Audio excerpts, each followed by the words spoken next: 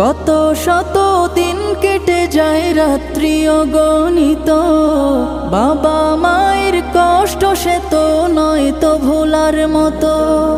কত শত দিন কেটে যায় রাত্রি অগণিত, বাবা মায়ের কষ্ট সে তো নয় তো ভোলার মতো। যার